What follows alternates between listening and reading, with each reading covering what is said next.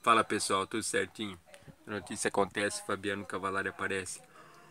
Agradecendo sempre a Santíssima Trindade e Nossa Senhora junto. E a vocês que estão conosco por aqui, 10 horas e 35 minutos.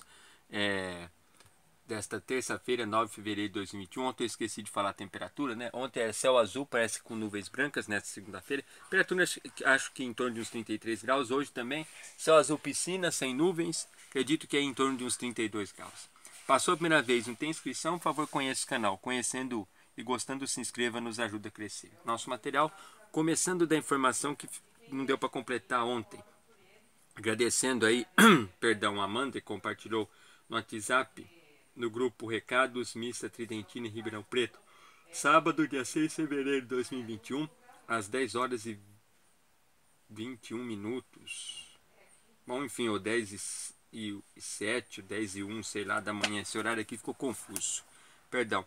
Santa Missa na forma extraordinária do rito romano. Santa Missa Tridentina até então, no dia 28 de fevereiro, segundo domingo da quaresma, já vai ser, na Basílica de Santo Antônio de Pádua, aqui nos Campos Elíseos, às 14 horas, em Ribeirão Preto, São Paulo. Amanda, muito obrigado por me adicionar ao grupo de WhatsApp da Santa Missa Tridentina. Recados de Franca, conforme havia me citado em dia anterior. Muito obrigado mesmo, que é importante a gente divulgar, né?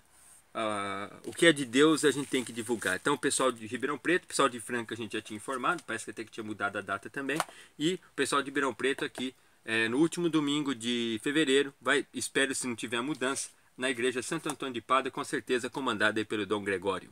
Aonde a notícia acontece, Fabiano Cavalari aparece. Vamos correndo que o bicho pega. Chique na bota, uou.